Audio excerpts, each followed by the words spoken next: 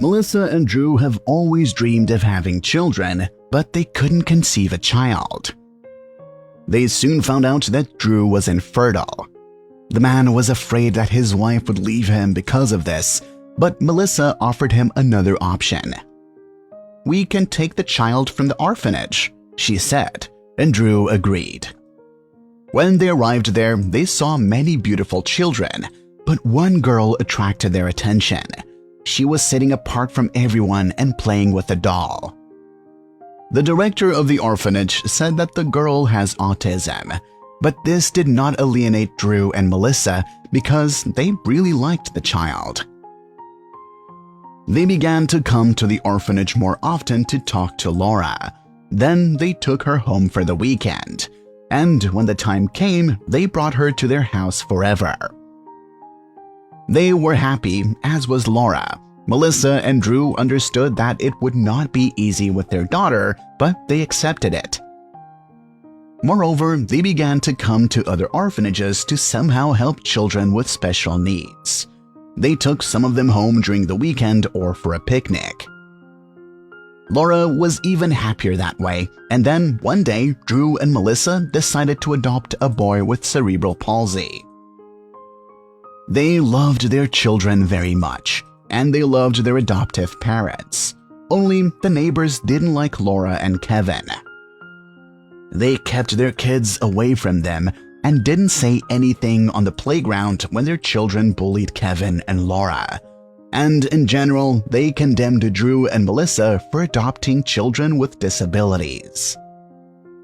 They believed that there was some kind of self-interest here because such a thing would not occur to a normal person.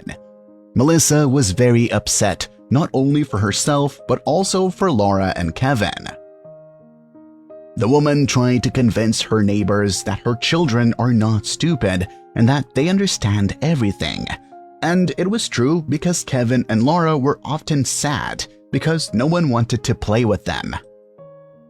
But no one took her seriously, and the neighbors continued to discuss Melissa's family, condemning her. "Honey, we knew this would happen," Drew said, "but I didn't think that people would be so cruel to our children. Then we have to show that Laura and Kevin are not different from other children." Drew and Melissa decided to transform the playground together with the children.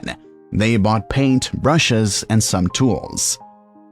And while Drew was fixing the benches, Melissa and the kids were painting the swing and the sandboxes. There lived a journalist in their house who decided to cover it. She interviewed Melissa and Drew, and they said that the purpose of their campaign was to show that kids with disabilities are also worthy of love, respect, and good treatment. Not everyone is born healthy, but this is not the reason to treat a person badly, much less to children. Each of us deserves respect. I don't think my children are worse than others and that my family is different from other families. We love each other, and that's the main thing. When the report was published in many media, Melissa and Drew's family began to be treated differently. The neighbors stopped gossiping and judging, and their children no longer offended Laura and Kevin. All children deserve love and a good attitude. Even if a child has a special diagnosis, there is no reason to turn your back on him and humiliate him, because they understand and feel everything.